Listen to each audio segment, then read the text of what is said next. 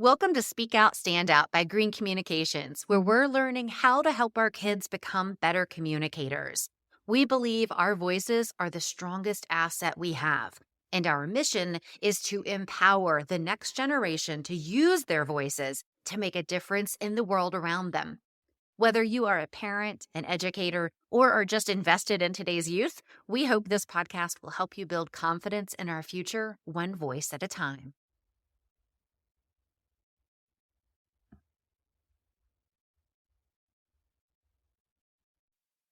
Welcome back to Speak Out, Stand Out. I'm Elizabeth Green, and today we are joined by Jess Nagy. Jess is a mom of two. She is a survivor and a trauma support specialist with a passion of helping moms build community and empower their children to navigate their destructive family systems. She's also the founder of Mosaic Motherhood, which is a community of warrior moms who are navigating co-parenting with a destructive individual. So kind of a heavy topic to talk about today, but absolutely an important one. Jess, thanks so much for your time. I'm happy to have you here. Thanks for having me, Elizabeth. So Jess, obviously you work with lots of families in especially this niche, but tell me, how did you get here? Why is this your focus? Why is this your mission in life? This is my focus and my mission because it is also my story. So I often say my kids saved my life. I don't think that I would have gotten out of my destructive marriage if it wasn't for the fact that it was eventually affecting my children. And I saw that. If it had just been me, I might still be there. But when it came to my kids, my inner mama bear reared its head and said, no more. So over a long process, when I was deciding after I left that relationship, what I was going to do with myself afterwards, there were obviously some serendipitous moments, but my underlying mission was it's my turn to save their life. It's my turn to help them. And as I was coming out of this, there were a lot of resources for women in destructive relationships, abusive relationships. There's all kinds of resources for single moms, but there weren't, and to my knowledge, there still isn't many resources out there to help kids who don't have the choice of leaving that relationship. Yeah. Because he's still going to be dad, or she's still going to be mom, or grandma's still going to be in the picture. And so how do we equip them to go forward and thrive while they're still faced with this destructive relationship themselves? Well, I think it's a very honorable mission for sure, and something that, is so important to have access to. So just starting off though, one of your big things is navigating co-parenting with a destructive individual. So my first question is, why co-parent with somebody who's destructive? Why keep them a part of the life or the family? Well, a lot of times you don't have that choice. If you have minor children with someone, at least here in the States, let's just say here in North America, typically the courts are not going to completely sever ties for those children with their parent. And therefore, you're stuck with them until the kids turn 18, at least. So you don't really have a choice. Now, there are other points, thoughts, opinions, points of view on parallel parenting or, fighting for custody and, pushing your case and all of these things. And I just don't see that coming to the productive end that a mom would hope for. I see that unless you have hard documented evidence of abuse towards the children, and when I say abuse, I mean physical or sexual, the courts don't see anything else. And they are not going to relinquish parenting rights, because as much as they say, oh, we're in the best interest of the child, it's really not. It's parents' rights is the bottom line in the court system. So if you know going in that you're not likely to get 100% parenting time and 100% decision making, then it's in your best interest to work well with this person as long as that's possible. Now, I do realize that in some cases that isn't possible, and parallel parenting with no contact is the only way forward. However, that is the minority that I see in the clients that I work with and even my friends in these circles. Gotcha. So this is not about staying in a negative or destructive relationship. It is about navigating things when you are forced to still be in that person's world, right? So it can be both. I do have clients who have chosen to stay because they are able to detach and emotionally live their lives in parallel with someone who's living under the same roof as them. And in these cases, the reason, above and beyond the majority of other reasons, the main reason they choose to stay is because they believe and have seen proof that they can help to educate their children and have the majority of parenting influence with their children. And dad sort of does his thing on the side, or he kind of comes in and out, and occasionally he may help, which is like the cherry on the cake. But for the most part, they are primary parent in that household, and they're able to manage their own emotions and help their children in that situation. Gotcha. Okay. So, and obviously any kind of family separation, divorce, all of these things are hard for the family and the kids in any scenario, but there's certainly a very thick added layer in a destructive scenario when we're talking about abuse, narcissism, things like that. So, I mean, diving right in, like, how do we help our children navigate this situation? So the biggest thing is to build their resilience. And I hear people say all the time, oh, kids are resilient, they'll be fine. But let me ask you, is there absolutely nothing from your childhood that messed you up as an adult? No, right? Like, right. We all have something from our childhood that created either a poor coping mechanism or a traumatic memory or whatever the case may be. Even the best parents oftentimes can create scenarios that aren't ideal for a child to grow up to be the best version of themselves. And of course, in a destructive situation, in a destructive family system, you're going to have a lot more of that. So I disagree. I don't think children are resilient.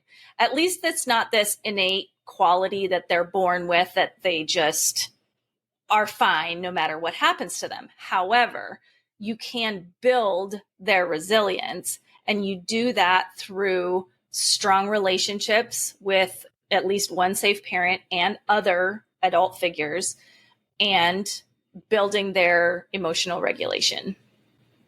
And I think when I hear resilience, I think of like, we're moving. Our kids are resilient. They'll make new friends. They'll adjust in school and things like that. But we're talking about something totally different, much more, emotionally intense, being a part of a destructive family, or not destructive family. That's not the right word. But, what is the right word here?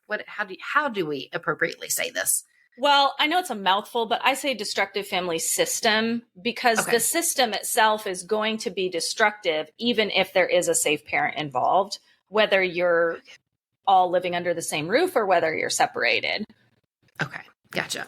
Okay. So in this destructive family system, how do we build resilience in our kids? Well, it comes back to really great communication, no matter the age of your child, and emotional regulation. And that will start with the safe parent first. So the safe parent, and in my case, I only work with moms. So I will typically revert to saying mom. That doesn't necessarily mean that mom is always the safe parent. Like, I recognize that there are men who have destructive partners, et cetera, et cetera. But if I say mom, I mean the safe parent. So the safe parent needs to have great communication with her children, needs to create an environment of connection above all else and safety. And then she also needs to be able to understand her own emotions, regulate them, and then teach her children explicitly to do the same. I mean, everything is, yes, there is more caught than taught. But if you can model something and teach it, that's obviously the best case scenario. Yeah, for sure. And so what are some of these techniques that you lean to whenever you're working with moms on how to regulate our emotions and teach it to our kids? Yeah, this is something that I'm super passionate about, and there are so many techniques out there. I'm working on writing a course right now that actually covers 4 different modules, and each module has at least 15 different techniques in it. So there's everything from basically using your senses to ground yourself and using your breath. And kind of as an aside, when I say regulation, let me explain a little bit what I mean by that.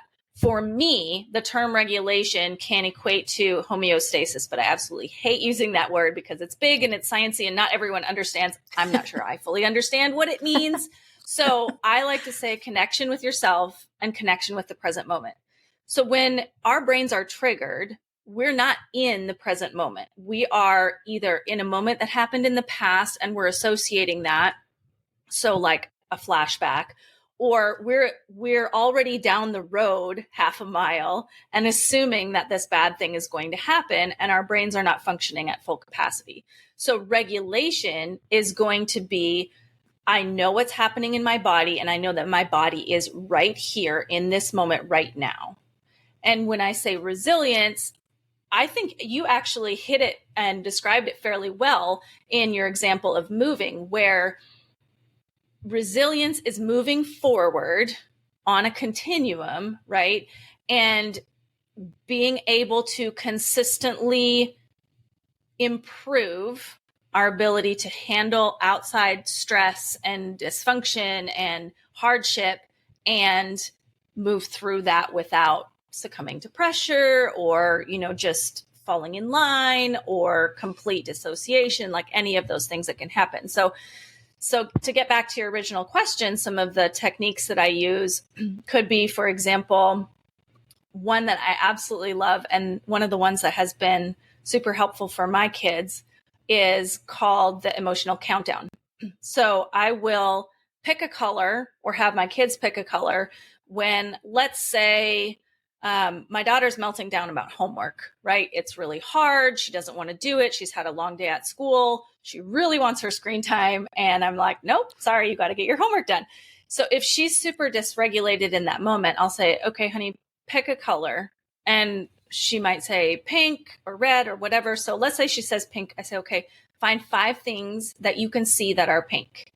And she'll list those 5 things. So she's using her sense of sight to locate, like, that's her body connection.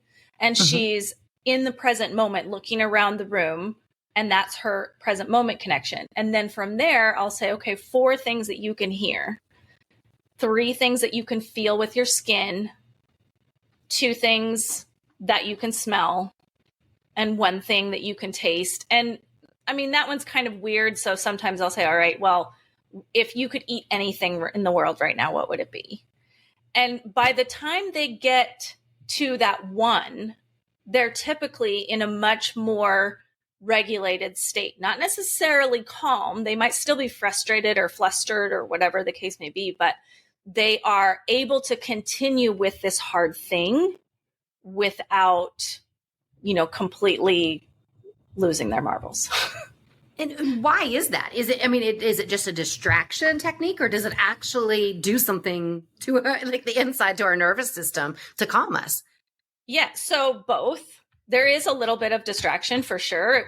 We're putting the focus on something else, but using our 5 senses triggers the brain to remind us where we are at that present moment. So there are so many different techniques. One that I think I've seen a lot lately in like TV shows, for example, is like the mustache, where you press your finger between your nose and your top lip. And just that little bit of pressure, that little bit of connection reminds you that, like, oh, I'm here. My skin feels warm, like my fingers under my nose. I'm not out of control. I'm not in some future scenario. I'm not in some past scenario. I'm right here. And it brings our brain from, the amygdala area, which is fight, flight, freeze, and it puts it back into our reasoning, logical center of our brain, which then helps us to come back into that present moment. And that's something that anybody can do at any time or anywhere, which is great. Yeah. Because you think about things that can calm you down. You can do that from any place at all, and easy enough to explain to our kids. how to do it. So I think that's great. While we're here though, throw out another one if you'll give us another technique, because those two were fantastic and I'd love to get one more from you. Yeah, sure. So let's do a breathing technique. There's one I like called square breathing or box breathing. And I teach this a little bit different. I think the typical way is that I've heard it taught is where Navy SEALs, for example, in training to be able to hold their breath or increase their lung capacity would do a 4-count breath in, 4-count hold, 4-count breath out, 4-count hold. And so that's something super easy for you or your kids to do. And I add one more piece to that. I say, take a finger or your hand or whatever the case may be and find a portion on your body. So because you can see me, I mean, your listeners may not be able to, but let's say I'm on my chest. And this is great for kids. Like they can do it under their desk, on their leg when they're stressed out, or during a presentation or something like that. They could just do it on the side of their leg. Nobody will know what they're doing. So as they breathe in, they're drawing a line with their finger on another part of their body. As they hold, they're drawing a line horizontally with their finger. They exhale, draw that line down, hold, draw that line over. And when I have kids do this or have moms teach their kids this, what I say is start with, the square and move into rectangles. And the rectangles are going to be an emphasis on the exhale. So that's getting rid of all the carbon monoxide in our lungs, and it's calming us down.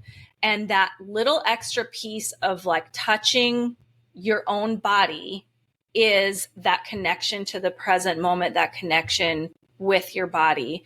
And it's sending all those awesome signals to your brain to like, okay, it's okay. You're here. Nothing's going to happen. And if it is, it won't be the end of the world anyway. Yeah. I love that. Like we teach public speaking and debate to kids, and when they do this competitively, or even when they're just learning, right? Public speaking makes everybody nervous, but especially when they're doing this competitively, that's such a fantastic tip to be able to ground yourself and be prepared to move on. So love it. I'll definitely be sharing those for sure. So Jess, one thing I found when I was looking through your different materials and all of that, there was one thing that really stood out to me. And it said, there was a whole page on one of your downloads, and it said, you don't need a good marriage to raise emotionally healthy kids. What does that mean? So essentially, it means that while the majority of statistics that are presented are that separation and divorce harms children, the fact of the matter is that if you have a destructive or a toxic relationship and you separate or divorce from that toxic relationship, it's actually better for your children. And there are plenty of statistics out there that you can find that point to that truth. Unfortunately, they're just not coming up in the media, conversation, things that we see online. And so that's one piece of it. The other piece is that I really focus on building community. So while I may work with a mom who has kiddos and she doesn't feel connected to anyone in her local community, I will connect her with an online community. And at this point, I feel like we're in this post-COVID society where everyone sort of understands that you can connect online in a real and authentic way. But giving her that support, then there are a whole bunch of people who love and support her, and therefore are likely, and it's almost always a given, that they love and support her child or her children. And what that means is when we're talking now about preteens or teens, when they're like, yeah, my mom doesn't know anything, they have this whole circle of safe other adults that they can turn to who will probably say the exact same thing as mom. And they will be more inclined to listen just because of the simple fact that it's not mom. Yes. And when we're talking about a destructive marriage or relationship, the fact of the matter is that it's not enough for just one safe parent to be telling their child the truth, because the toxic parent is going to be telling their version of the truth to the child as well. And it just becomes this game of who said what and what the child ends up finding plausible, which isn't good for anyone. Whereas if you have an entire village or community behind you who's also speaking that truth to your child, they are much more likely to find safety and strength in those numbers and to actually absorb that truth. Yeah. I completely agree with what you said about understanding now that the virtual can be such a strong way to connect. And it is, a lot of bad things came from COVID, but a lot of good things came from it as well. And I think that's one of them, because we all need a support system. It's just like if you were fighting cancer, you would want to connect with people who had the same type of cancer as you, right? For that support. So same exact thing. And it's not always easy to find in your neighborhood or your town. So that's amazing. Well, I have two more questions for you, but I know this is not a one size all answer or question that can be answered that way. But if you are in this situation and how do you avoid getting into the he said, she said game with your kids? And how do you communicate with your kids about these hard things that maybe the partner is saying or the situation itself? Yeah, well, my absolute number one go-to is use what they're watching on TV. Like, use movies, use TV shows, find the metaphors in everyday life, use the struggles that they're already having or the thoughts that they already have, they being your kids, and draw those lines of connection for them, leaving your partner or your ex-partner completely out of the picture. Case in point, the movie Encanto is phenomenal for any mom who is going through this, because it really highlights the dynamics without it being a mom-dad relationship.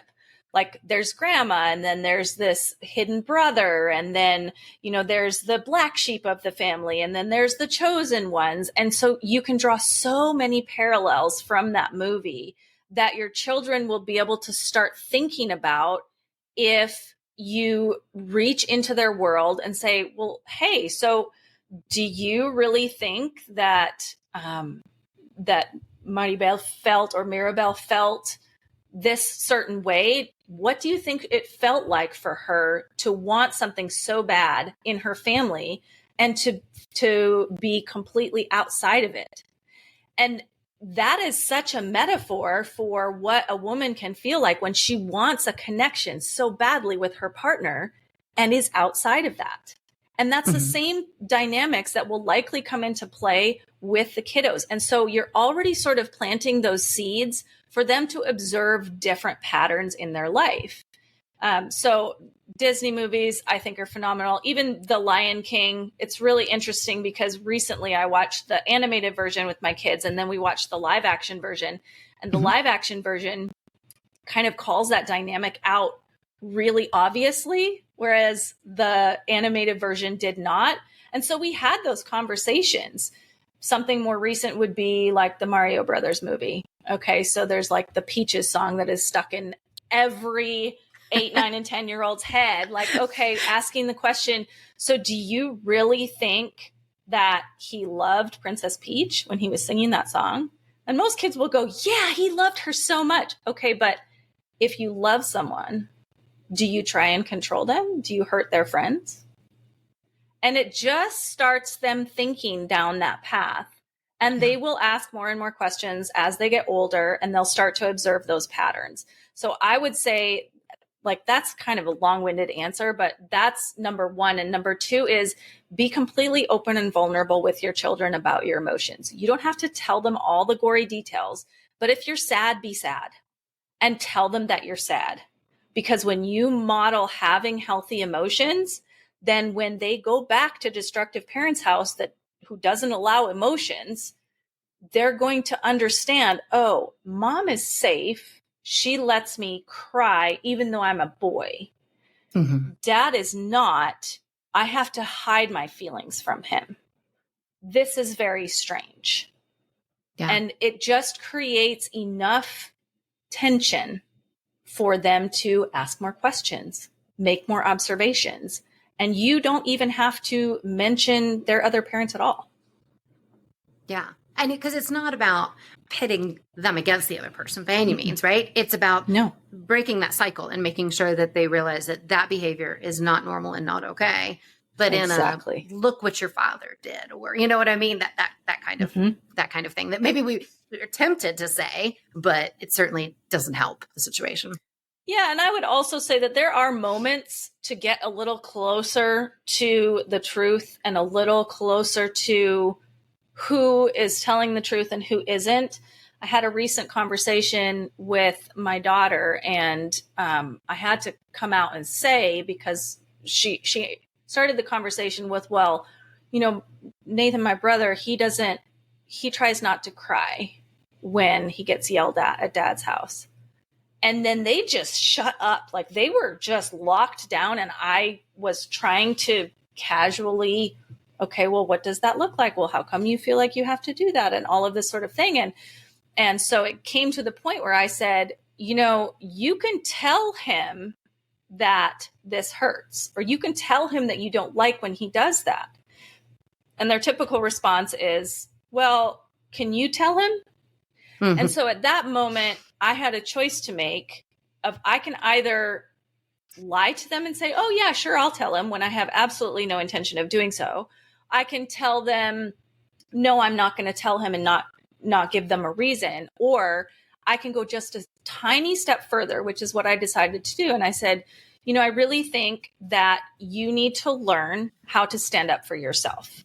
I would be happy to go with you when you tell your dad, but here are the reasons why I don't think it's a good idea for me to tell him. Number one, it's taking away your power to speak what is your truth.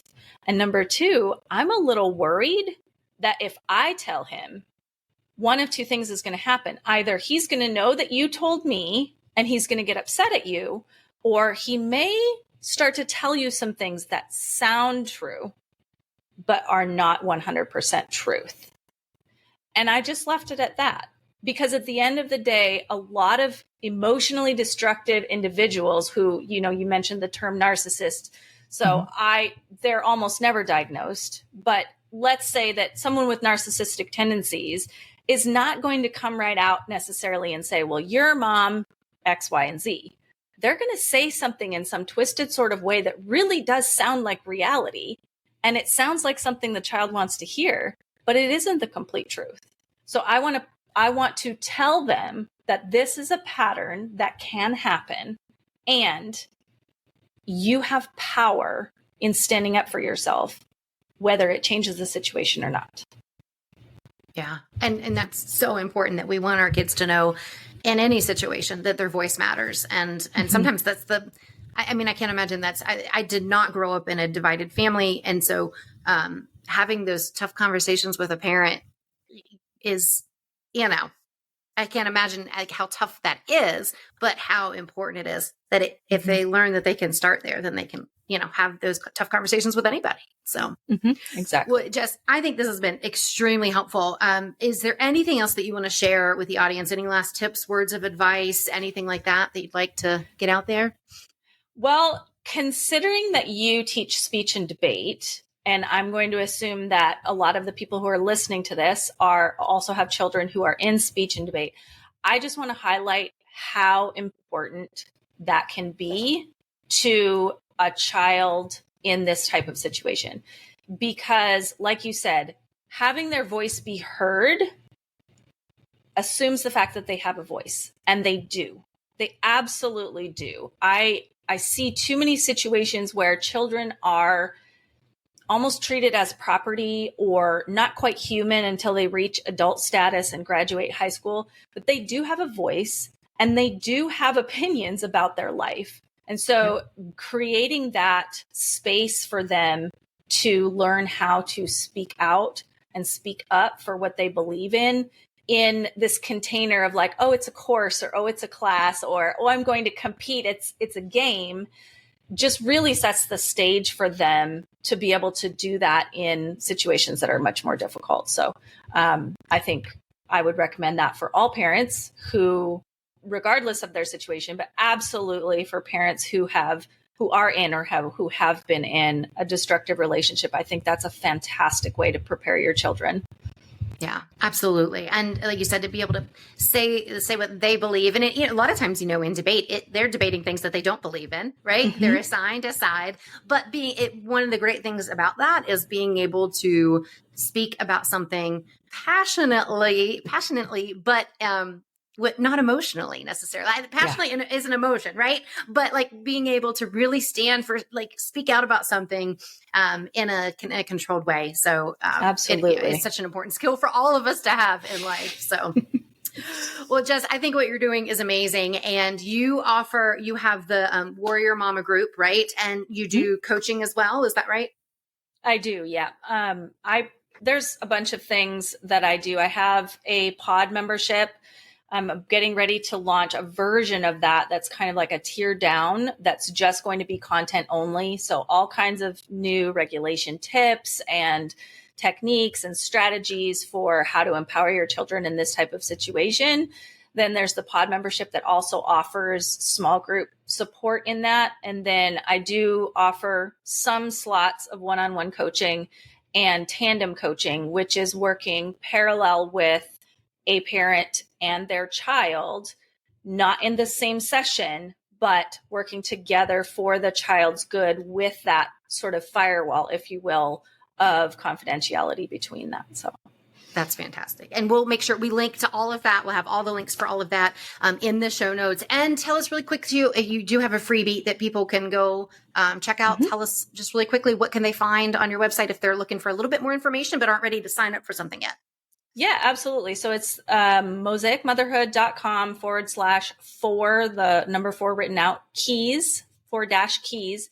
And that's 4 keys for raising emotionally resilient kids. And there are a couple of other regulation techniques in there.